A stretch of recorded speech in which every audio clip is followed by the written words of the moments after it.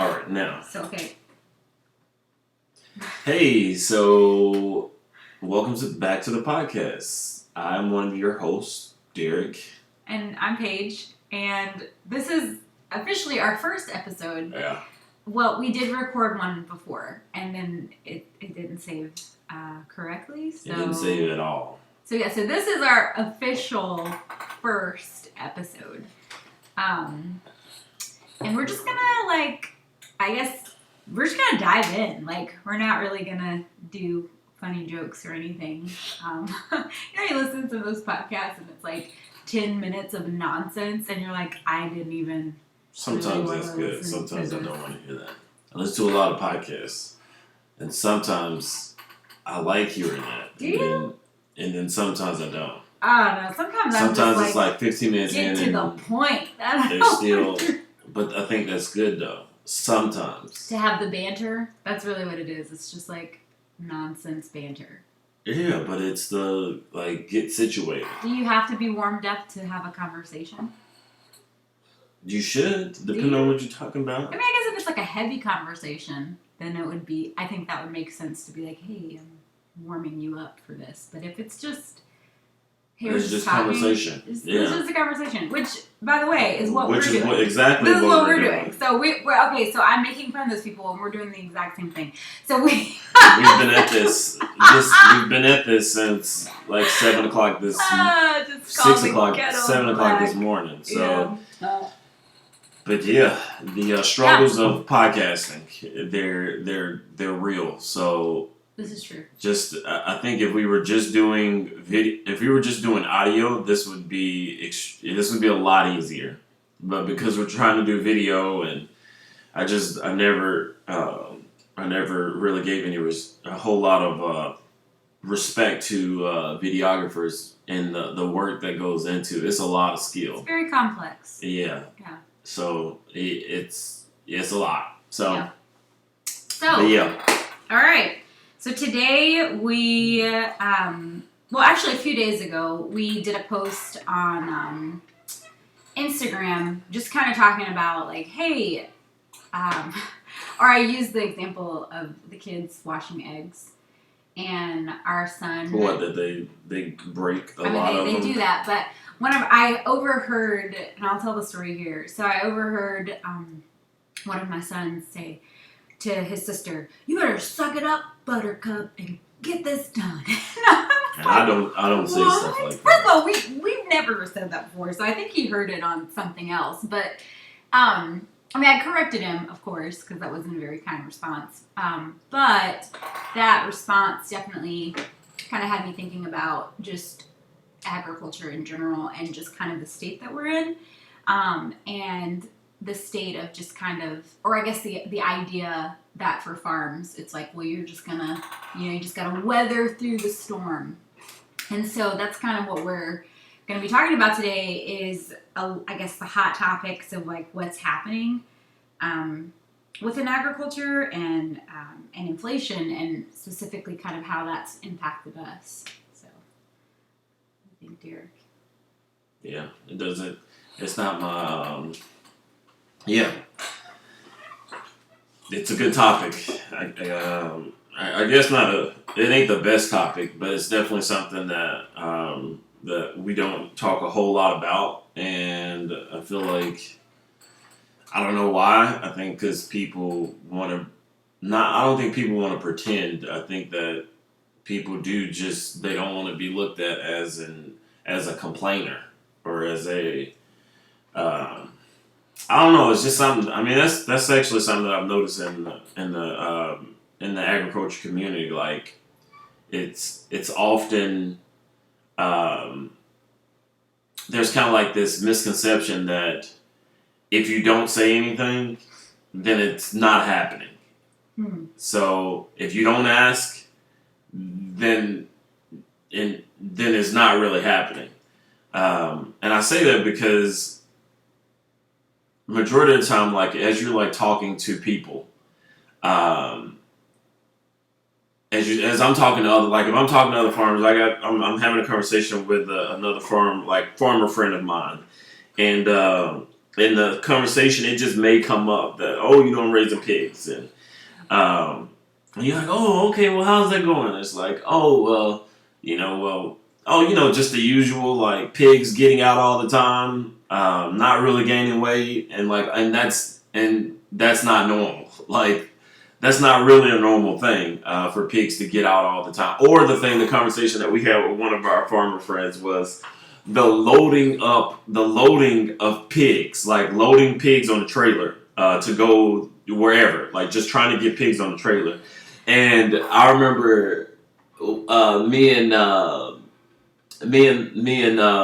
other farmer were talking, and he was like, yeah, it was like a scary thing. Like, that was one of the things that I think I was the most scared about in farming was the loading up of, like, I'm a pig farmer, so I heard like these horror stories about trying to get pigs on the trailer, and he said the same thing, and he was like, yeah, like, we always thought that it was like gonna be this crazy thing, and it's supposed to be super hard, and it didn't help that I watched a YouTube video on how to get hogs on the trailer, which was the worst video I've ever seen of trying to get pigs on the trailer. Like I said, it made I think I got anxiety after watching it. Like, this dude was wrestling this hog to get, and I was like, he had corrals and all this stuff, and we don't have any of that stuff, or we didn't at the time. And I was like, man, I don't think I'm gonna be able to do this. I can't get hogs on a trailer like that. This dude is like 300, maybe like 250 pounds, and he's like wrestling this hard to get it on a trailer. And I was just like, I can't do that. Like, I could, but I don't want to. I can't do that. He's a big dude, but yeah. Anyway, but it's often like, if you don't ask questions, or if people don't ask you questions, then you really don't talk about it. You just kind of, suck it up. Don't we said that in the military? Suck it up and drive on. That's a pretty much put your feelings away and just get it done type of thing. And it's not just feelings; it's your comfort and some other stuff. But just keep moving. Like, just take it all, ball it up, and just keep moving. And I've seen the similar things in agriculture. So yeah. Yeah, but even with knowing that, I think most people do kind of take that stance of like, hey, I just need to get the job done and keep it moving. I think the lingering question still exists. How do you still keep moving when, like, things are getting harder? I guess, again, if you're new here, Derek and I are first generation farmers, so we learned everything that we know from scratch, and we, in doing things sometimes the wrong way to then learn the right way, and we started at COVID. Like, we started our farm at the brink of COVID. Like the beginning of COVID, and so I would say that we have had a very interesting start, even in like farming in a time of COVID, and then now that we're entering into this period of inflation, I think that's also like very unique to still have a business that we farm full time, and that's it. So so I guess that's a question that I'm posing to you is like, how do you continue to do this in a time of inflation? And is inflation even real? Because I think that's also, like you said, like, people don't necessarily talk about it. So then what's really going on if we're not talking about the elephant in the room? Well, it's definitely real. But we were talking about it. I was asking questions a long time ago. It actually was frustrating. About a year ago, or not a year, maybe 6 months, and we were talking about how, where are things going? Just from, I guess, like, my background, it wasn't really, we did a lot of long-term planning. So we knew what we were doing a year out, at least. At a minimum, we knew, okay, in a year, this is, like, we're preparing to do this, in a year from today. Right. So it was never like, I mean, there were definitely a lot of times when there were some times when we would well, I mean, there was last minute stuff, like last minute plans. That happens. Obviously, there's the day to day stuff, but for the most part, it's like, well, as farmers, you would assume that we're thinking about next year's harvest or next season's like all these things, and in doing that, we should also be thinking about, okay, if there's a shortage of fertilizer, or if fertilizer is expensive, if the cost is higher for fertilizer, we know that it's gonna be. Then I made the assumption, well, that means that feed or anything having to do with fertilizer, anything having to do with agriculture that uses fertilizer is going to be more expensive. That's just, I mean, Well, yeah, but I'm not the best strategist. However, I do know that if one input goes up, then that should affect the overall cost of whatever. Yeah. Fertilizer is definitely important. I was talking to a friend of mine and who works in finance, and he was like, "Well, yeah, we should definitely start seeing it like next year." And this was last year, and I was like, "Yeah, like I don't think you understand how much relies on fertilizer, or how many farmers rely on that." And what all fertilizer is used for. Well, we'll just talk about fertilizer. What all is used for, and anyway, so after thinking, and he's thinking like, well, wait a minute, I didn't realize that would like people don't really make the connection to, okay, fertilizer. If you eat food, at some point, it was probably raised. There's some fertilizer in there at some point in your food, unless depending on where you're getting it from and the type of food that you're eating. But if you're buying it from the grocery store and it doesn't say, not only, but if it doesn't say, this is a guarantee. If it does not say certified organic, non-GMO, and it's been verified, then more than likely there was fertilizer used to grow those products. Right. That's just what it is. If it ain't the pork, then it was the corn that the pig was fed, or the corn that the cow was fed. So it would affect the overall cost, and that just kind of, for him, he had never really made that connection. He's not a farmer, so. But then he's like, well, yeah, like that's a big deal, like. Yeah, like, and so anyway, so after thinking through that, it was just like, well, why aren't more people talking about this? Why aren't my feed suppliers projecting? Yeah, and then when we would ask those questions, people, I feel like people looked at us like why are you even talking about this? Yeah, like why, what? Like, why are you talking about this right now? And we're like, well, because that will affect our whole operation and our whole farm plan. If feed goes up, then that's going to affect us. And so we saw that it wasn't even like at the start of the season. It was like midway in the season. It was in the winter. It was before. It was during the winter time. Yeah, but the cost, but the feed. Actually, no, it was last fall. It was last fall, but the feed people weren't technically projecting like what the cost actually was going to be. And so it kind of was like hey, and then there's going to be a 25-30% increase. Mm-hmm. And it kind of, I feel like it took a lot of farmers by surprise. And again, the way that farming works is, there has to be some type of planning involved. Like I would say, if you're not planning, then you're maybe not a great farmer. But even in terms of like livestock, some people like farming like that. Well, shooting from the hill. So we're going to talk about chicken specifically because I feel like chicken is a hot topic, and or it's an easy target to pick on. So with chicken, so say you want to raise 100 chickens, right? Well, you will need feed to finish chickens because chickens are not ruminant animals. So that means they cannot survive solely eating grass. So they have to have some type of corn or soy or grain, just grain. They have to have some type of grain to grow them out to completion.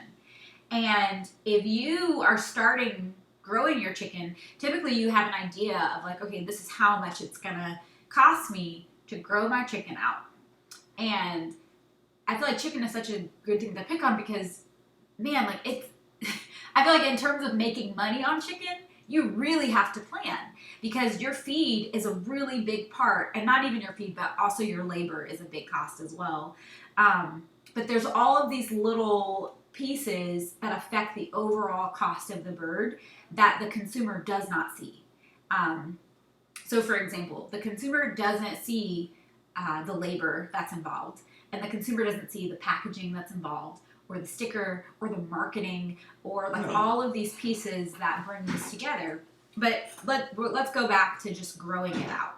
So if I've done my numbers for the start of the season and I say, hey, it's going to cost me like X amount of dollars to raise these chickens out. But then if the price increases for chicken, like that's going to throw, I'm sorry, not for chicken, but for feed, that's going to throw off my whole operation because I would have not factored for that cost. And so feed going up 30% is a really big deal for a farmer because basically that's cutting into your overall margin and you're most likely not going to make money somewhere, which ultimately it's going to fall in labor because you're not going to stop growing your chickens, right? Yeah. Like you're going to keep growing those chickens out and then hope that you can make money in the sale. But if you're smart, you'll see, well, I have to increase my prices in order to adjust, but there's still going to be a loss. Like there's still going to be a loss there. And again, that's just something that I don't think people are accounting for. So anyway, you want to add? I mean, people, I don't think it ain't that people don't want to. It's just, I think the way that the model is, I mean, there's a couple of different ways of looking at it. If you are a commodity farmer and you raise, just soybean and corn, or just any other thing, field peas and some other stuff. I'm not gonna pick on corn and soy, but there are other things. If you grow any type of mono crop and that's all you do, then you really, well, I mean, they do. I think those farmers actually pay a little bit more attention to their numbers. I think so. However, the farmer, if you're farming to consumer, I think you should pay a lot more attention to it because you're gonna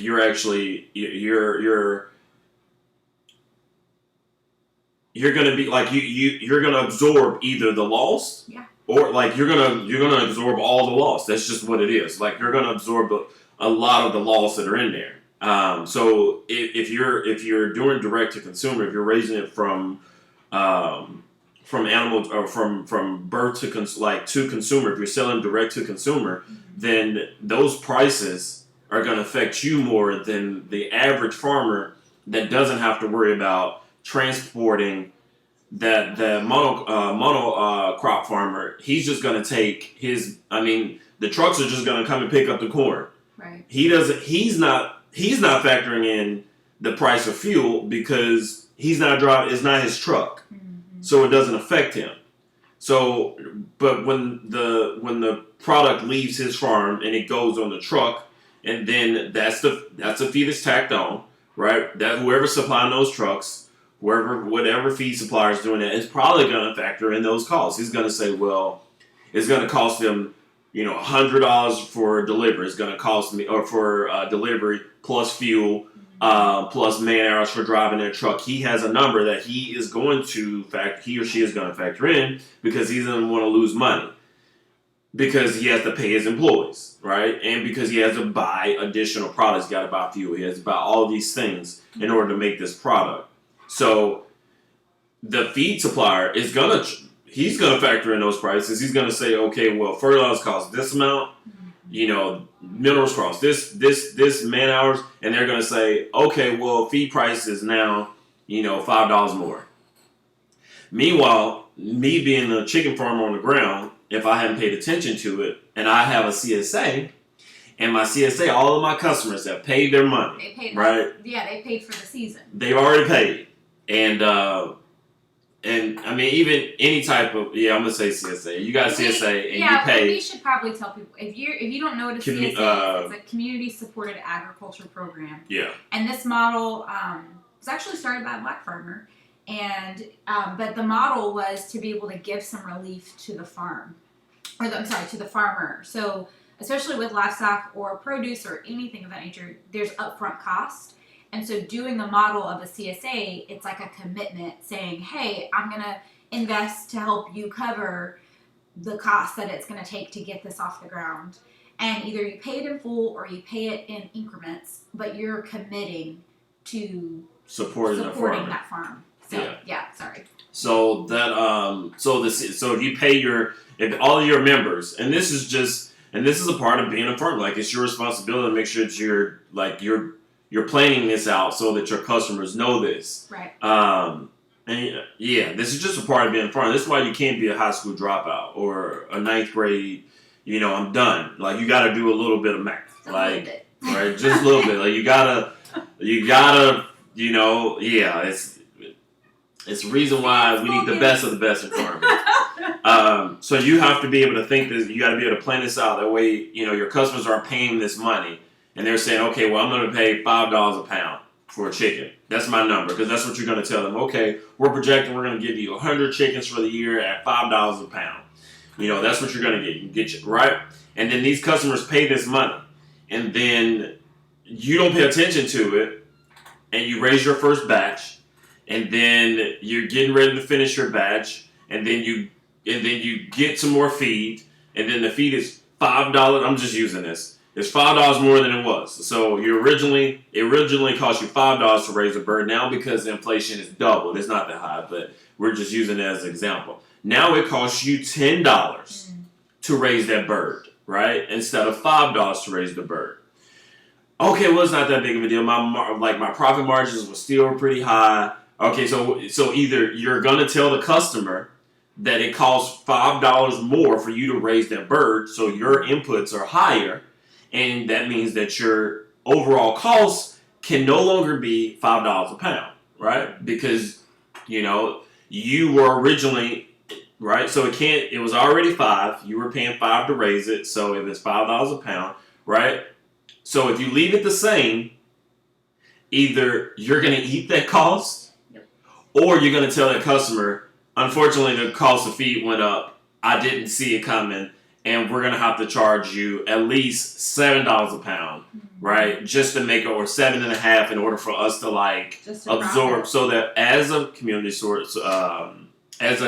supported agriculture program, which is what it's about, we can shoulder this together, right? It's just, if you don't pay attention to stuff like that, then, and that's what happens. Like, there are some people, we haven't started chicken.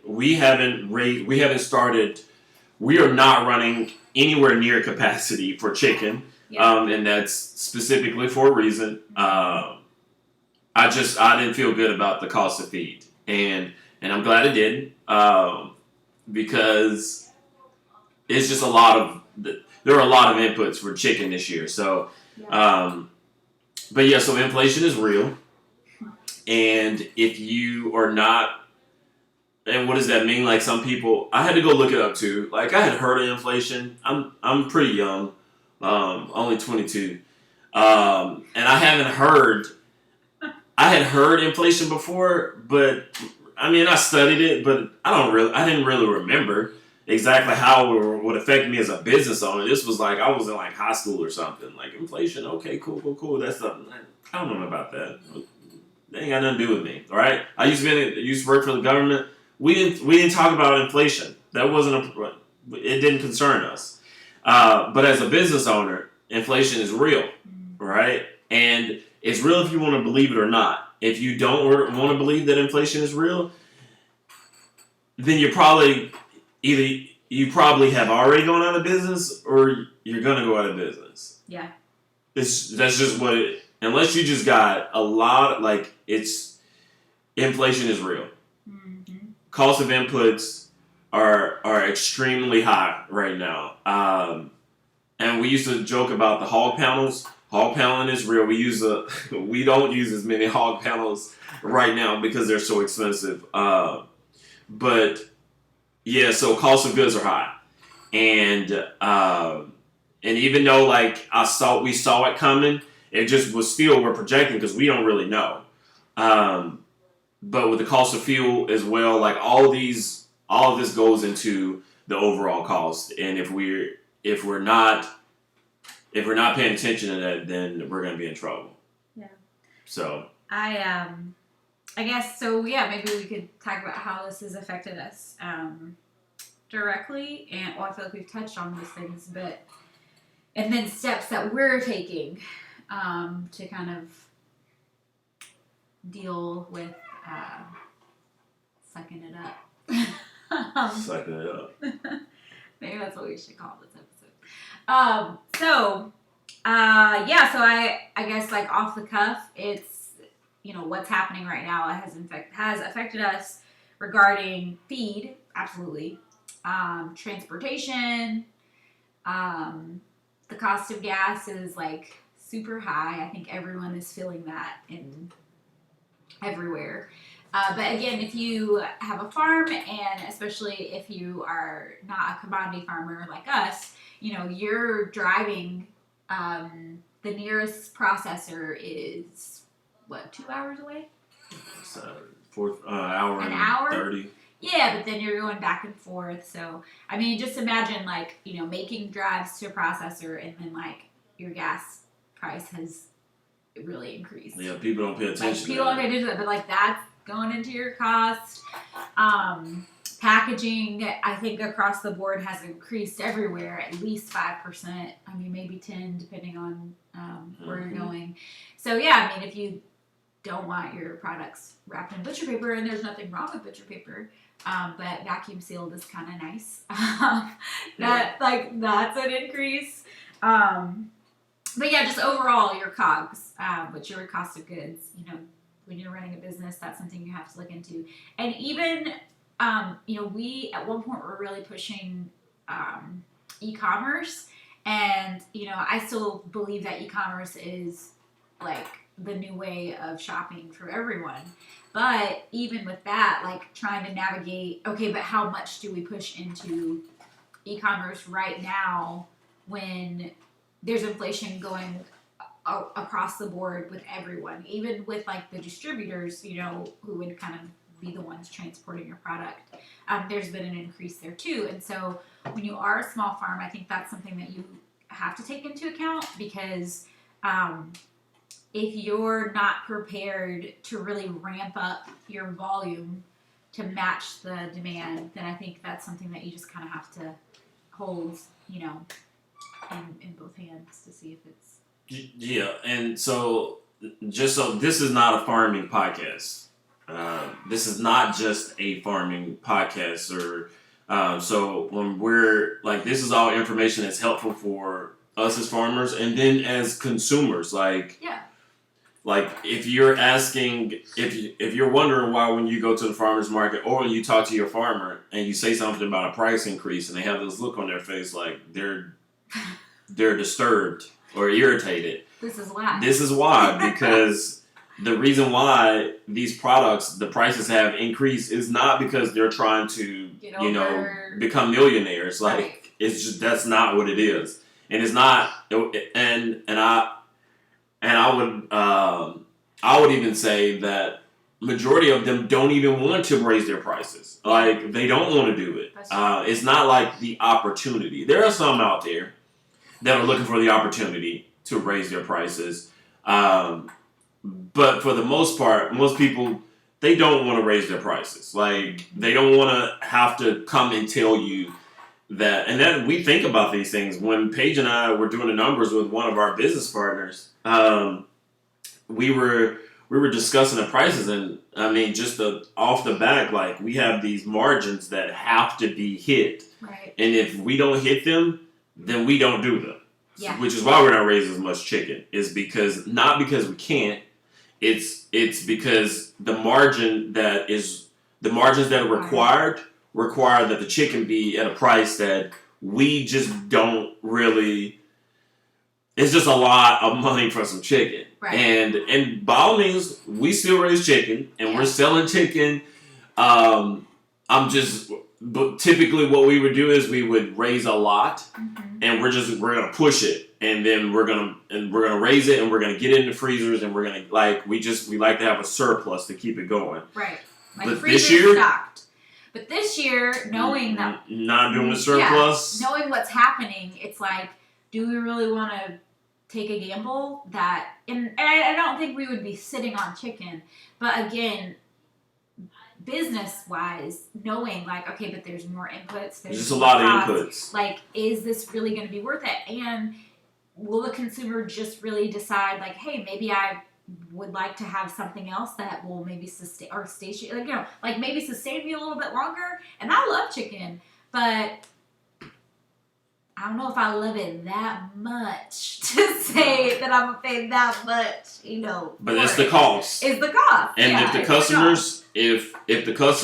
our customers say, if we're gonna look at the numbers, and if supply, if the demand is high, then we're gonna raise more chicken. Absolutely. But if it's not, we're gonna raise more pigs. Yeah. Like that's what we're doing.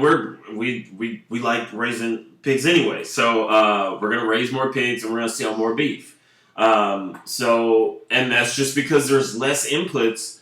There's less inputs with our pigs, and there are almost there is inputs for the grass-fed beef, but it's still not.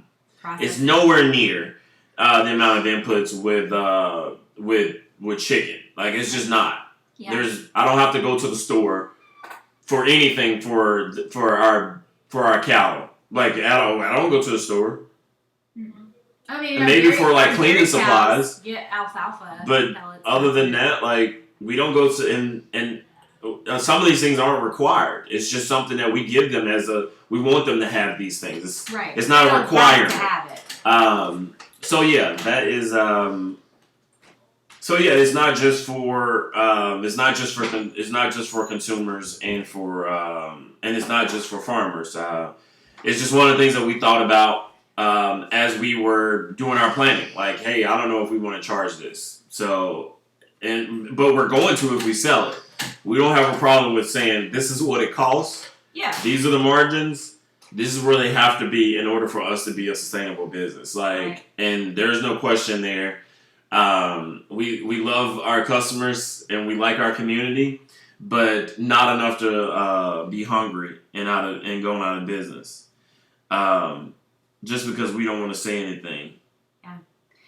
So with that, that's really kind of caused us or challenged us to pivot and reevaluate our business model, because ultimately I think when things are changing and adjusting in the market at large, that just makes sense to reevaluate your model.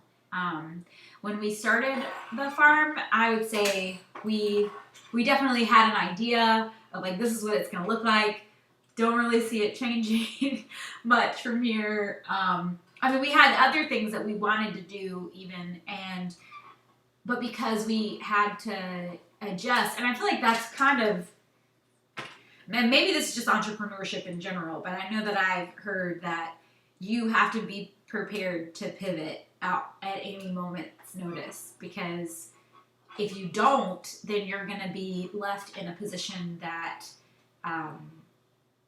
you just won't be able to sustain. If you don't have what it takes to adjust quickly and rapidly, then yeah, you just won't survive. It's kind of like survival of the fittest even. And in some ways, I really do feel like that analogy is happening with small family farms for sure, or just farming in general. Because or just many businesses. Like I said, Derek said this is not just a farming podcast, but we are farmers, so we're going to kind of give our perspective in that. But yeah, I think that being able to adapt is key to survival, and that's, like I said, has challenged us to reevaluate what we're doing, like for our model in general.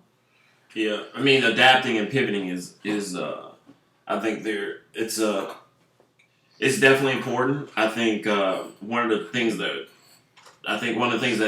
separates because there are going to be people that, and there are going to be business owners that are able to adapt. And this is why I was thinking about this whole suck it up. And there are certain things where I will suck it up and drive on, and there's a time for it. And then there's a time to adapt and overcome.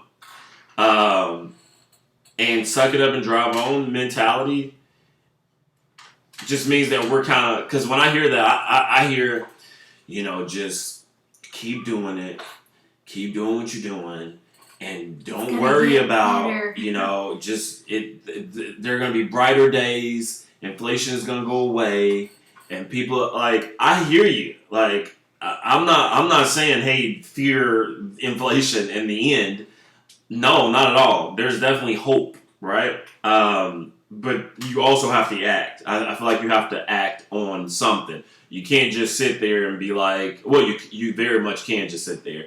But I think being resilient is probably a better way of putting is a better word for it. Mm-hmm. Resiliency and being resilient and adapting and pivoting are those are three different words. And I think the biggest difference between them is being resilient means that is being able to adapt quickly. Like you're adjusting, you're adapting, you're doing it quickly. Yeah. There was a you're knocked off track, you get back up quickly, not okay, yeah, I'll get back, we'll be back next year. And it's like, well, you can do that, or you can be resilient and bounce back quickly to bounce. We used to say bounce back quickly is what we used to say in the military, is you adjust very, very rapidly, right? There's a time to suck it up and drive on when I'm doing a ruck march, right? Because it's long and steady. I know where the end is. I know what a ruck march is, a military term of like walking, hiking, long periods of time. Like this is a 15-mile hike, right? We know we got to do it. Suck it up and drive on. Your feet hurt. Suck it up and drive on. Keep moving. Suck it up and drive on. However, if the mission objective is not just to get to the end, but to get there quickly, then it's not a suck it up and drive on. It's what can I do to fix my feet to help me move faster? What can I do to lighten my load so that I can get there faster? It's not suck it up, right? So if the cost of feed is high, if the cost of gas is high, all these things are high, sitting around talking about it, feeling bad about it, maybe isn't the most productive way of doing it. The most productive way, well, what we've decided to do is, no, this isn't, we're not going to just wait on this. Yeah. We're gonna do some shifting, and we're going to move around to other things where we see more possibilities,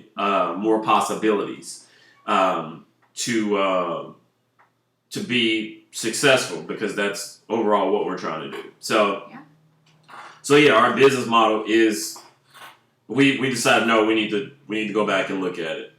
We need to go back and look at it, because if at the end of the day, if I couldn't afford to eat chicken, then I would eat pork.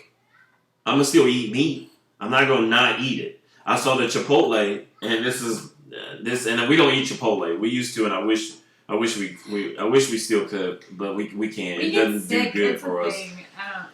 But it was our thing, right? We love Chipotle. It was, yeah, but anyway, I saw in the article that Chipotle is, of course, like everybody, experiencing issues with supply and demand, and not some demand but supply, as well as inflation. And they said that, I don't know what their replacement is. They said that there's going to be a replacement for the steak that they have. Oh, what, like a Beyond Meat thing? No, it's not. I don't think it's Beyond Meat. It's something though. But when I saw it, I was like, even steak. It's a different type of. I don't know. It's a different cut. Oh, maybe. A different cut. It may be a different cut. I don't know. I went to look at it, but I couldn't see it. It looked like meat, But I don't. I'm hoping that it's still steak and it's just But- maybe Okay, a different I'm cut. gonna let you finish, So- but I got a thought. Okay, because the whole Beyond, we will have to have a podcast about that too, I because ain't talking about it. I would like to talk about it. I would just like to talk about outside of the agenda that's being pushed, why. Like, that's kind of just Okay. dialogue. Paige is speculating, but I'm not speculating. I really think, I'm not going to get off subject, but but Chipotle said it's that a thing. they're having issues, right? And guess what they're not doing? They're not saying, "Hey, people, we don't have it," right? So we're just gonna keep selling chicken, and we're just gonna keep selling chorizo or whatever it is that they make, and just kind of just let it be. No, they said, "Hey, this is an opportunity for us to pivot somewhere else. We can't get this cut. Maybe it's a cut. Maybe we can't get this cut anymore. Now we're gonna switch. Instead of doing filet, now we're gonna do chuck or something. I don't know what they're doing. I don't know what the cut is, but it definitely didn't look. It wasn't the same beef. I don't know if it's a cut or maybe their supplier, but it looked different. They got a new name. It's still considered beef, I think. But again, like they're not Probably just a cheaper cut. they're not just. But they said something. They said something about it, right? They did. They talked about it. Why did they talk about it? They talked about it because they want you to know that, hey, consumers, we're thinking about you, and to keep from having to raise our prices, even though they still may. Or to change, or go out of business, guess what we're going to do? We're going to bring on a new product. We're going to switch this out. It's still whatever. This is what it is. We want you guys to know that this is for you, right?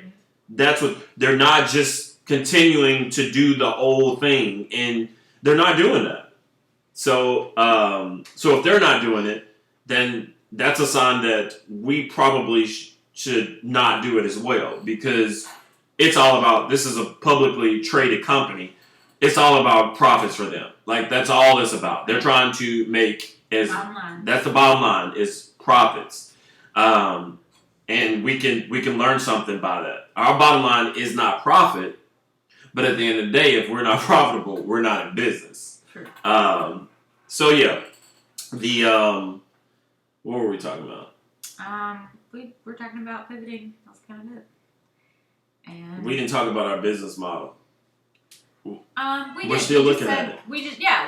So we are reevaluating our model, because I started with saying, initially we thought that we were going to be only direct to consumer, and now we're reevaluating just what that looks like to be direct to consumer. So if that means explore more opportunities with restaurants, explore more opportunities more on I'd say like a private scale, but just like coming to the realization that we are not for everybody, and that's okay. Because I think initially we were like everyone wants to get this, everyone wants to support a farm, but I think the reality of that is that not everyone really cares to support farms. No. And I think that that's a hard truth that we've just kind of had to learn along the way. And so the support that I think we thought that we would have from the local community is there, but it just looks different than what I would say I envisioned it starting a farm. Yeah, I mean, like, honestly, like, we're still gonna, like, what Paige is saying, what Paige is not saying is that we're not farming for people anymore. Yes. Right? So we are still farming, and we still have a CSA, we still have a buying club that we still feed. And we're still feeding people. And we will support them. And we will support people that want to buy from us. But there's a difference in that being our only way of, that's our business. Yeah. We are farmers, but we're not just farmers. We're also marketers and distributors and business, we're all of those things. Mm-hmm. And as our staff, as we have staff, as we want to, and we are staff, we want to be able to maintain our standard of living, and to be able to grow. In order to do that, then we can't just hope that consumers will buy our products, because, I mean, and this is just we're talking just consumer behavior. Yeah. And it ain't no shade. Like it's all good. We went to Paige and I were on a date. We were doing date night, and I think this is where I've heard this multiple times, but this is where it made me think about it some more. We were at dinner, and at one of the local spots, one of the few spots that we can go to, because we don't eat at establishments that don't buy products that we raise. Not specifically that we raise, but in the methods. We don't buy food from organizations that do not adhere to our farming methods. Make that clear. So we don't eat grain-fed beef. We don't eat whatever type of chicken, just anything. Like we don't just eat anything. Like we ask these things before we go. When we check have a these choice, things. absolutely. Now it happens. But I would preface this because sometimes you be on the road and you just need to eat a hamburger. So sometimes it happens, but not often. But when we can avoid it, we absolutely are. When you're on the road, we don't go that many places anymore. Kitchen. Okay, I just want to add that in because sometimes people are thinking like y'all don't eat nothing. Like, look. Yeah, we still occasionally eat stuff. We might need to pull up and get a burger somewhere. Paige and I don't we don't leave the house intentionally and plan to go get food. Right. We know where we're going. We know we're eating. Okay, that was so eating out for us. Like, of course, when you're on the road, that's a different story. I'm talking about if we go out for dinner. Yeah. Okay. If we're trying to go eat somewhere to have a prepared meal. Let's go back on track. So you said things clicked for you when we were at the restaurant. We were at this restaurant, and I'm looking at the menu. I'm looking at the items that are on there, and the things that they're selling on the menu are things that we raise, and the prices are more than we sell them for. Mm-hmm. Much higher than what we sell them for. We still make. Our prices are where they need to be. They're at a good place. I'm satisfied with it. But still seeing at a restaurant, typically what you see is there's a wait. There's a wait, there's a line, there's a waiting list, there's a text on hold. You wait, I'll call you, you go to your car, you go to church, you go to the mall, whatever. Like it's all make a reservation type of thing, right? It's always. I don't know too many restaurants where you go to nowadays where you can just go get it, right? Especially if it's like a local product or a niche product, right? Our product being a niche product. So these places don't have an issue. I don't think I've ever been in a restaurant except with other farmers, and it was like, why is this steak so high? Hey waiter, come here. Yeah, no, waiter, why is this chicken $15? Why is this burger? Why is this burger without fries and a drink? Why does it cost $14? I've never heard that. I've never heard that in an establishment. But you know where I have heard it? At a farmer's market. All the time. On my website. All the time. In my email. All the time. Why is it that? So anyway, and that's okay. Like. I get it. Ask the questions. It's okay. But why is it that at a restaurant we don't question that? Like people don't really, unless you're a farmer. Because we've gone out with other farmers and we'd be like, wait a minute, they're getting that? For this? That's a good price. But I need to go up on my price. But sometimes I say, you getting that for this and I could cook this better, but that's So anyway. We didn't do that at this restaurant, but sometimes it be like that though, and they be selling commodity, and I'm like, y'all are really trying this. You're not even selling clean food, but you're charging like you're selling clean food. But the point that Derek is trying to make is the consumer will buy it. The consumer will buy it, and the consumer buys it every single day. We buy it. Buys the product that is garbage. It ain't all garbage. I'm just saying. In general. The consumer buys products that are not raised to the best of its ability, to the greatest standard they could be in. But because of convenience, they're going to buy it. Like, that's just, like, they're going to get it. Yeah. It's because it's like, it's made, it looks good, it's pretty on plate, but no one's asking how it was raised. And honestly, I don't think people really care. I'm past that. I just don't think people care. I'm past the whole. It. I know that people just don't really care. My whole philosophy and my outlook on this is, it's not if they're asking. I mean, yeah, people should. You should definitely ask, right? If that's where you stand. Some people don't care. Yeah. By all means, if you don't care, I don't care if you don't care. Like, it doesn't bother me if you don't care. I prefer that people know where their food come from because ultimately it's going to contribute to your overall health. However, I get it. Some people just don't care. But if you're one of those people and you're like, oh no, I care, and I want to buy X, Y, and Z, then yeah, you need to ask questions. Right. And you should be a part of a buying club. Or not. My whole thing is there are people. My whole point of saying that people will go to restaurants is because that's the place that people are in. Yeah.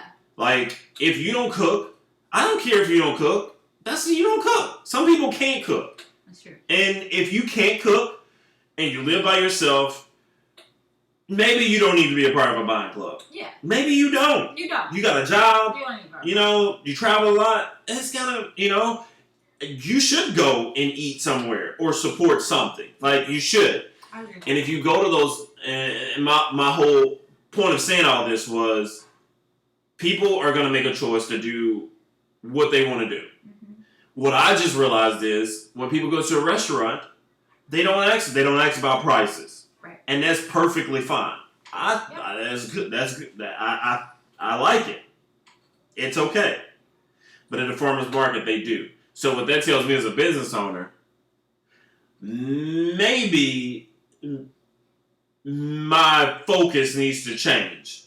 Because instead of trying to convince people at a farmer's market to buy my product, but then they're going to go right around the corner to Joe's Burger Shack and pay 3 times the amount that I was just trying to sell them a pound of ground beef for a grain-fed burger. Like, they're not even gonna pay for I'm not even like. It's not even like. I'm just saying. That is. They gonna do it. Maybe I shouldn't be standing at the farmer's market. Yeah. Maybe I shouldn't. Maybe that's not my spot. That's not your customer. Maybe I need to go and hang out in the bathroom at these restaurants and try. No, I'm joking. But maybe. People, hey. Maybe people. I mean, I get it. There was a lot of people who were inside their houses for a long time, and now people are traveling. People are moving. People are remote. I support restaurants. They're business owners, like, completely. Yeah. So yeah, that just made us think, like, well, maybe. And I'm not saying that's not us saying that. Oh, we're going to sell to restaurants only. No, not even the case. No, because restaurant owners can sometimes be very, very hard customers. Yes. So, but what we are saying is, in light of what's happening, has just made us reevaluate the customer in general, right? The customer, as well as, I would say,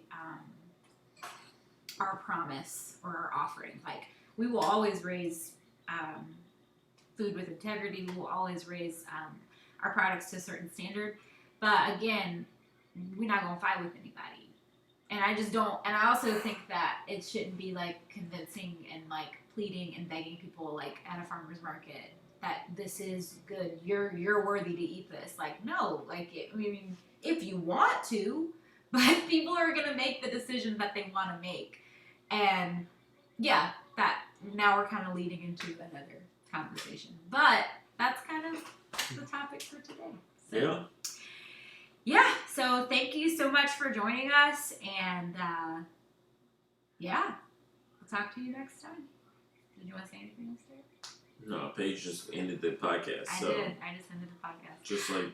Just like that. I mean, was there supposed to be like a transition? I don't know. Did I do that wrong? I don't know. Was that the? That was it. That was it. Close. Like, hey, this is the end. Yeah. So that's an episode of the talk. We'll talk about more things next time, and hopefully you guys join us. All right. Bye. Bye.